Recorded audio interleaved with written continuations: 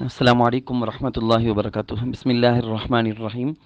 بچوں، آج کی کہانی کا عنوان ہے، وہ فیمس اور مشہور کہانی ہے آج، جس کا عنوان ہے شیخ چلی اور خیالی پلاؤ۔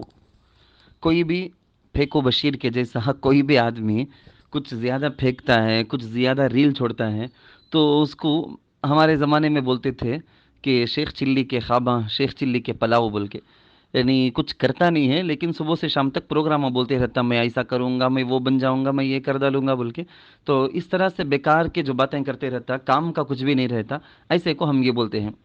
پرانے زمانے میں شیخ چلی نام کا ایک مشہور آدمی گزرا ہے۔ اس آدمی کو اپنے خیال میں کام کرنے کی بہت عادت تھی۔ وہ اکثر اپنے خیالوں کی دنیا میں گم رہتا تھا، خیالوں ہی خیالوں میں، سوچ ہی سوچ میں مختلف قسم کے منصوبے، پلاننگ، آئیڈیاز بناتا رہتا تھا، اور ان خیالی منصوبوں میں وہ بہت آگے نکل جاتا تھا۔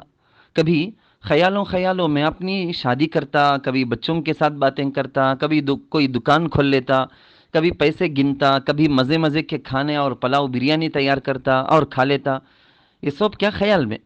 شیخ چلی کے اس طرح کے خیالی منصوبوں کو لوگوں نے خیالی پلاؤ بنانے یا خیالی پلاؤ پکانے کا نام دے دیا تھا۔ مگر شیخ چلی کی نہ بیوی تھی، نہ بچے تھے، نہ ہی اس کے پاس روپیہ پیسہ تھا۔ بس ساری خیالی کہانیاں اور لوگوں کے کہنے کے مطابق خیالی پلاؤ ہی تھا۔ ایک مرتبہ ایسا ہوا کہ ایک پولیس والے نے کسی دکان سے تیل خریدا اور اسے ایک گھڑے میں ڈلوا لیا، اور اپنے گھر تک پہنچانے کے لیے کسی مزدور کا انتظار کرنے لگا۔ اتنے میں ادھر سے شیخ چلی کا گزر ہوا۔ پولیس والے نے شیخ چلی کی حالت دیکھ کر اس کو مزدور سمجھا اور اسے کہا کہ یہ تیل کا گھڑا فلاں جگہ پہنچا دے، تجھے اس کے بدلے میں 2 پیسے ملیں گے۔ شیخ چلی نے سوچا کہ 2 پیسے کے بازار سے تو 2 انڈے مل جاتے ہیں، چلو 2 انڈے خرید لوں، اور تیل کا گھڑا اٹھا کر پولیس والے کے ساتھ چلنے کے لیے تیار ہو گیا۔ بچوں، اس زمانے میں 1 اور 2 پیسے بھی چلا کرتے تھے۔ 1 پیسے کا ایک مرغی کا انڈا مل جاتا تھا۔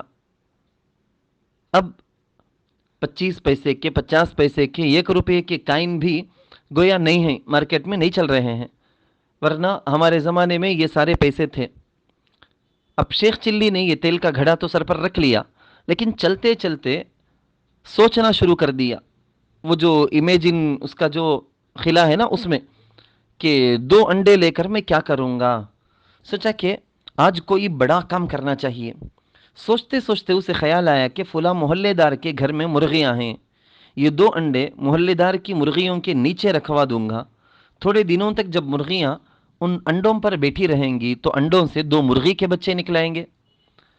بچوں، مرغی جب انڈوں پر کچھ دنوں تک بیٹھی رہتی ہے تو اللہ کی قدرت سے انڈوں میں سے بچے پیدا ہو جاتے ہیں۔ پھر شیخ چلی نے دل ہی دل میں کہا کہ جب مرغی کے بچے پیدا ہو جائیں گے تو ان میں سے ایک چوزا ہوگا اور ایک چوزی ہوگی، اور میں انہیں پال کر بڑا کروں گا، پھر بڑے ہو کر ایک مرغی ہو جائے گی اور ایک مرغا۔ پھر میری مرغی محلے دار کی مرغی کی طرح انڈے دینا شروع کر دے گی، پھر مرغی ان انڈوں پر بیٹھ کر بچے بھی نکالے گی۔ اس طرح کرتے کرتے تھوڑے ہی دنوں میں بہت ساری مرغیاں ہو جائیں گی۔ پھر مرغیاں بیچ کر بکری خرید لوں گا، پھر بکری کے بچے ہوں گے اور میرے پاس خوب بکریاں جمع ہو جائیں گی۔ پھر بکریاں بیچ کر بھینس خرید لوں گا، پھر اس بھینس کے بچے بھی ہوں گے اور یہ بھینس ساتھ ہی دودھ بھی دے گی، اور بچے ہوتے ہوتے بہت ساری بھینسیں جمع ہو جائیں گی اور دودھ بھی خوب ہوگا۔ اس کو فروخت بھی کروں گا اور خود بھی دودھ پی پی کر خوب صحت مند ہو جاؤں گا۔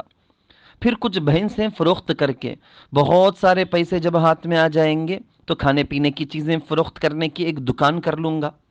دکان سے خوب چیزیں بکیں گی اور خوب پیسہ آئے گا تو پھر ایک بڑا عالیشان مکان خرید لوں گا اور کسی شہزادی سے شادی کر لوں گا۔ تھوڑے دنوں بعد میرے بچے بھی ہو جائیں گے۔ گھر میں بڑے مزے مزے کا کھانا تیار ہوا کرے گا۔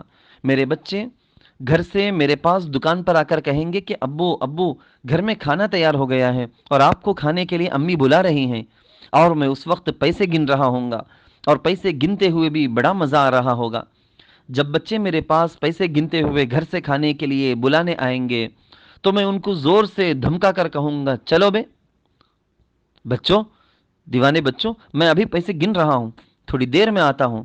اور شیخ چلی نے بچوں کو دھمکانے کے خیال میں اپنی سر بھی آگے کو زور سے جھٹکا اور ہلایا، جس سے تیل کا سارا گھڑا زمین پر گر گیا اور تیل زمین پر بہہ گیا۔ یہ دیکھ کر پیچھے سے پولیس والے نے شیخ چلی کے ایک زور سے ڈنڈا مارا کہ کمبخت، تو نے میرا سارا تیل برباد کر دیا۔ تو شیخ چلی اس کے جواب میں کہتا ہے، صاحب آپ کا تو ایک تیل کا گھڑا ہی برباد ہوا ہے، میرا تو سارا گھر اور خاندان اور کاروبار سبھی کچھ تباہ و برباد ہو گیا ہے۔ پولیس والے نے پوچھا کہ وہ کیسے؟ تو شیخ چلی نے اپنا سارا واقعہ سنایا۔ پولیس والے نے ایک اور ڈنڈا مارا کہ کمبخت، اگر اس طرح خیالوں خیالوں میں سارے کام ہو جایا کریں تو میرا گھڑا بھی خیالوں میں ہی گھر پہنچ جاتا، تجھے 2 پیسے دینے کی کیا ضرورت تھی؟ اور اس طرح خیالوں میں کام ہوا کریں تو ساری دنیا امیر ہو جائے اور تم جیسا کوئی غریب بھی دنیا میں باقی نہ رہے۔ اور شیخ چلی کو کہا، آئندہ ایسے خیالی پلاؤ پکاؤ گے تو یہی کچھ ہوگا کہ اپنا بھی نقصان کرو گے اور دوسرے کا بھی۔ خیر، پولیس والے نے شیخ چلی کی حالت کو دیکھتے ہوئے اسے معاف کر دیا اور اپنے گھر چلا گیا۔ پیارے بچوں، تم نے خیالوں کی دنیا کا نتیجہ دیکھ لیا کہ کیا ہوتا ہے۔ اس لیے تم خیالوں کی دنیا میں الجھ کر وقت ضائع نہ کیا کرو، بلکہ جس کام کی حقیقت ہو اسی کو کیا کرو، اور اپنا ذہن بھی اسی طرف رکھا کرو۔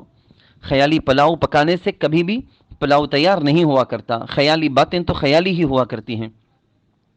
خیالوں میں انسان کو اس طرح منصوبے پلاننگ بناتے رہنے سے انسان کا دماغ بگڑ جاتا ہے۔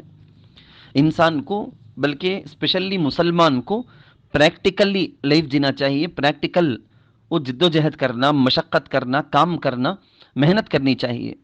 اب بتاؤ بچوں کہ شیخ چلی کون تھا؟ شیخ چلی کے سر میں جو گھڑا تھا وہ کس چیز کا تھا؟ نہیں، وہ گھڑے میں کیا چیز تھی؟ وہ کس کا گھڑا تھا؟ شیخ چلی کے سر سے تیل کا گھڑا کیوں گر گیا تھا؟ کیا خیالی پلاؤ پکانے سے بھی پلاؤ تیار ہو جاتی ہے؟